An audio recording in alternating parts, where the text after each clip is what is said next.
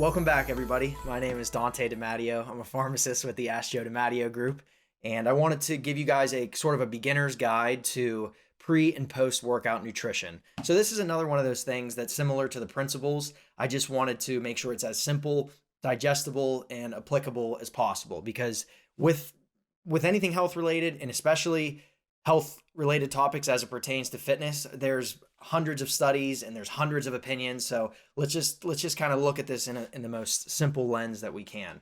So I want to start this off with the caveat that I've mentioned before, in that our overall picture of our dietary intake is what's most important. So optimal pre and post workout nutrition, it's crucial, but if you are still under eating or overeating or not getting enough of a certain nutrient, that still, for me, in my opinion, would take precedent over starting to talk about how long should I wait before I eat before I run, or did I eat enough after? Is this going to help me? Did I do enough to induce muscle protein synthesis? So, all of those sorts of questions are legitimate, but we just want to make sure that I sort of leave you with the overarching theme that we first look at your overall intake. That's what's most important. Most of us, we aren't high level endurance athletes. We don't train 2 and 3 times a day, so we don't require the intricacies of some high level nutritional intervention to make sure we're eating just enough before this session. We have just enough amino acids before this session. We fortunately don't have to look at things through that narrow of a lens to see positive benefits on our performance, our recovery, and our overall health. So again, overall intake takes precedence. Number 2, are we eating enough protein on a daily basis? And that sort of goes back to our whole discussion with the 6 principles, and also just looking at our overall intake. So if you answer yes to these questions, if you are getting enough protein, if you are starting to take a look at your calorie intake, not becoming a walking calorie counter, but again, if you when you've sort of built awareness around intake. So if you can answer yes to those, we'll kind of take this a step further. So what would then even be the goal of having a feel for important pre and post workout nutrition? The goal of that is to just be adequately fueled before going into a session, and then to be adequately nourished afterwards. So what sort of macronutrients, what sort of nutrients are we looking for as it relates to exercise? So beforehand, we want to make sure that it's primarily consisted of carbs and protein. And this discussion doesn't necessarily apply to if you are eating a ketogenic diet. We can talk about that eventually. But again, this is more or less just a general recommendation. So that pre-workout meal would consist of primarily carbs and protein. Why? Because we store carbs and sugar in the form of glycogen in the muscle and in the liver.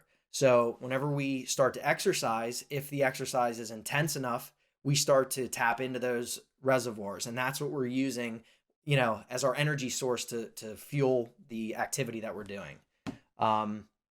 So again, especially as intensity increases, our demand is higher. And if you are undernourished and you do not have enough glycogen, or you do not have enough stored energy, then this is where you can start to see maybe your performance suffer, or you might notice that you aren't recovering as well. Or you might notice when you're done working out that you're just like ravenously hungry and you can't get to the kitchen soon enough. So those are all things that we look at. The next nutrient would be protein.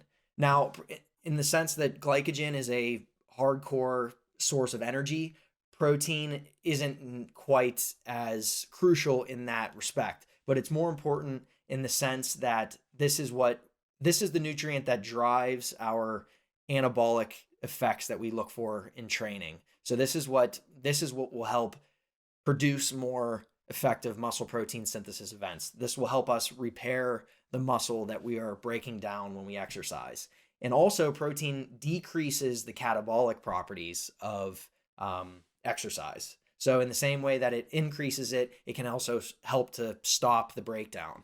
So that's a crucial part of what your pre-workout nutrition should look like. The next macronutrient that we want to look at is fat.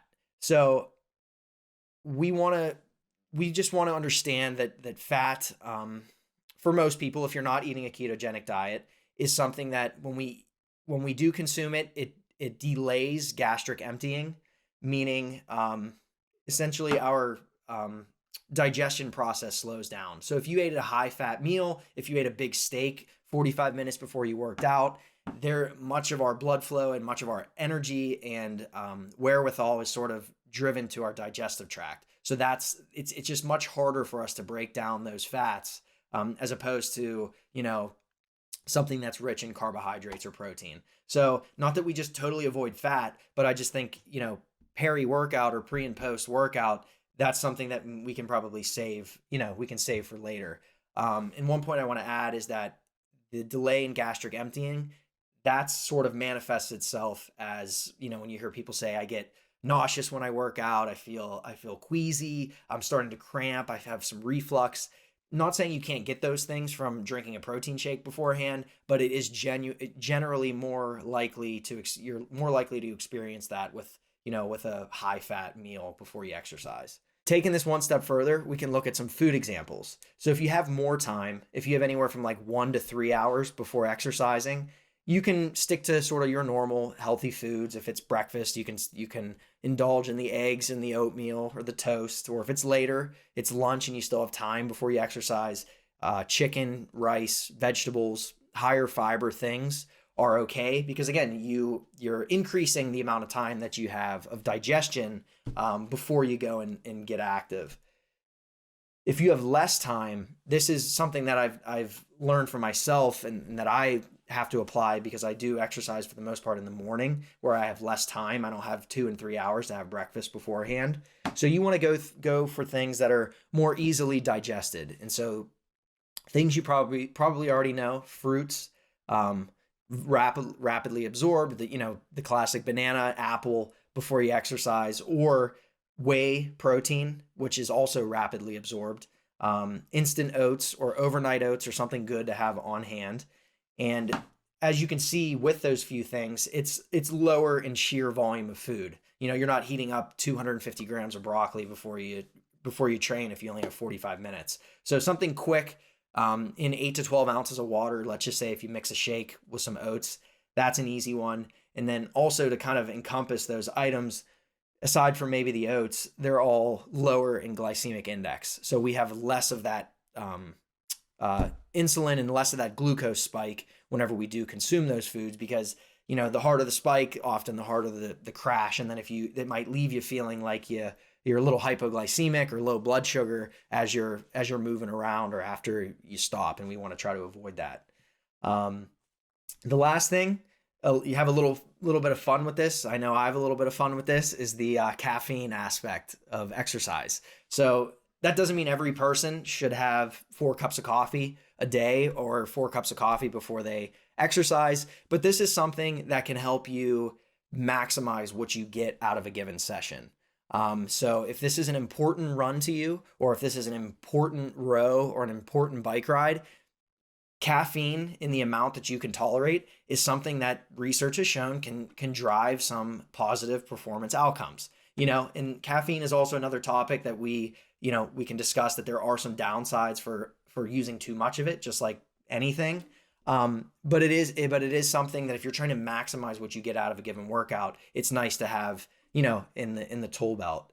And that sort of brings me to like a little bit of an aside, in that, yes, pre and post workout nutrition is really important. Yes, you might want to have some caffeine on hand, but you also need to remember that not every single workout is the end of the world. Not every walk you go on do you need the 3 cups of coffee. You do not need to be at your prime capacity, because we know that life is too complicated. You had a hard week at work. We just know that things can start to interfere. But though we should prioritize exercise and nutrition, if we are treating each one of these sessions like the end of the world and that I'm under the gun and I need to perform, we can start to lose sight of our intention. So I just encourage you to kind of like use the caffeine, or, pay attention to your pre and post workout nutrition, but also understand that if you didn't eat before one session, or you eat a little too much, you can always figure that out for the next time. It's okay. You're still getting after it. And that's what I think is most important. Thanks for listening. If you enjoyed this video, we would appreciate it very much if you would subscribe and hit the bell below. Thanks.